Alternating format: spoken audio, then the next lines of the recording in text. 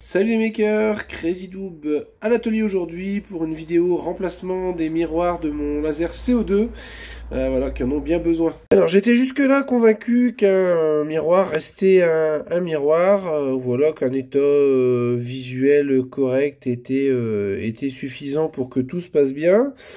Mais je me suis un petit peu documenté sur la question, comme on a une longueur d'onde particulière sur ces lasers.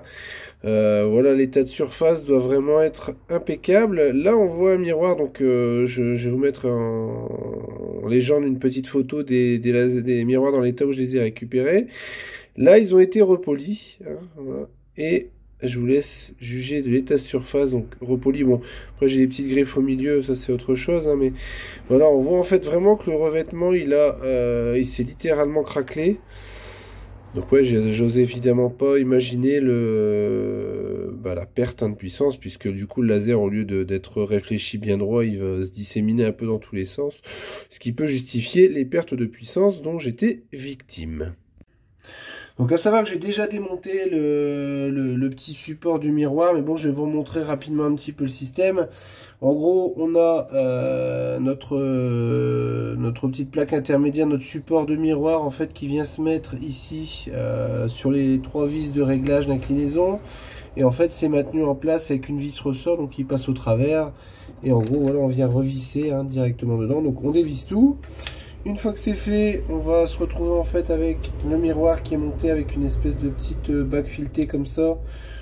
Voilà, avec deux petits trous. Donc moi je dévisse ça avec une pince à circlips, hein, une des pointes dans chaque trou, et puis on dévisse comme ça proprement, comme ça évite d'abîmer. Voilà. Et du coup on a notre miroir, voilà, qu'on peut sortir tout simplement. Je viens donc de recevoir les miroirs de remplacement. Hop. Du coup, donc ils sont livrés sous vide, d'où l'intérêt de travailler en absence d'humidité pour éviter l'oxydation des miroirs. J'ai déjà eu le tour sur ceux-là, c'est d'ailleurs pour ça que j'ai dû les repolir.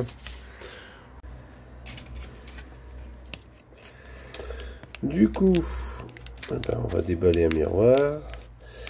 Donc on ouvre la pochette sous vide, on va se retrouver du coup avec un petit papier intermédiaire. Donc ce qu'on va faire, on va éviter de mettre les doigts sur la partie réfléchissante. Donc je vais prendre tout de suite un petit support.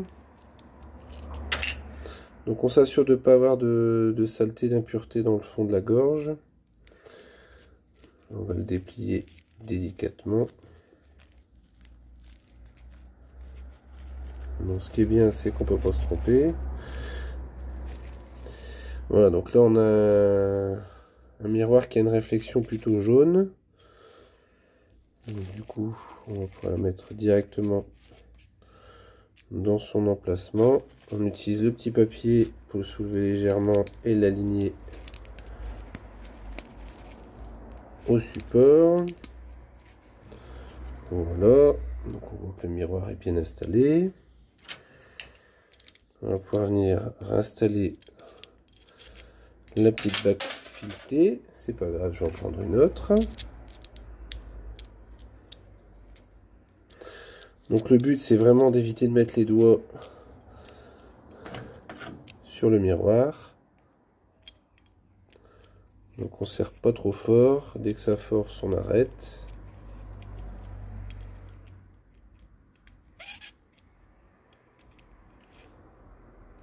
C'est bon. Voilà, miroir 1 remonté. On va faire pareil avec les autres et remonter l'ensemble. Bon, pour ce miroir-ci, j'ai pas déposé l'ensemble.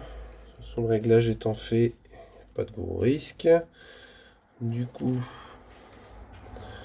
on va essayer de se positionner convenablement. Hop. On installe le petit miroir. Je remets ma petite bague. Enfin, si j'y arrive. Voilà.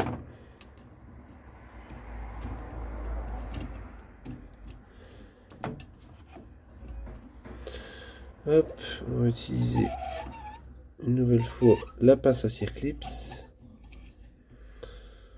Donc pareil, hein, on serre mais pas trop. Le but c'est pas d'exploser le miroir, voilà, c'est bon. Alors pour remonter un miroir, pas extrêmement compliqué, donc on remet en place, on a les petits trous en fait où viennent se mettre les petites vis de réglage.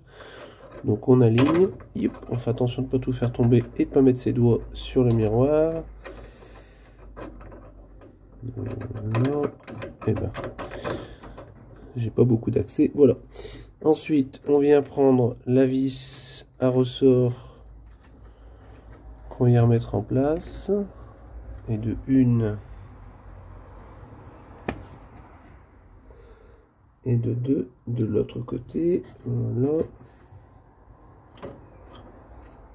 Donc on force pas, hein, ça doit vraiment se serrer tout seul. La vis, il n'y a pas besoin de la serrer à fond. Il faut lui laisser du réglage pour qu'on puisse justement après ajuster l'inclinaison du miroir avec les vis derrière l'inclinaison. Le dernier miroir, c'est pas le plus accessible. La difficulté, c'est surtout de pouvoir remettre les vis derrière.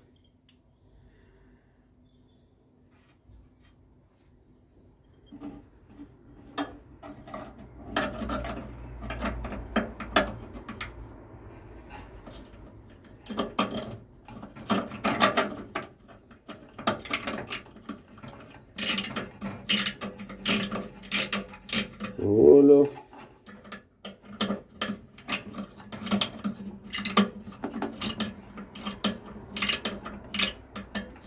Voilà, les trois miroirs sont remontés, donc j'ai refait un réglage forcément de l'alignement malgré tout, hein. J'ai utilisé la même méthode que j'avais présentée sur le petit tuto vidéo, hein. Je remettrai ça en description.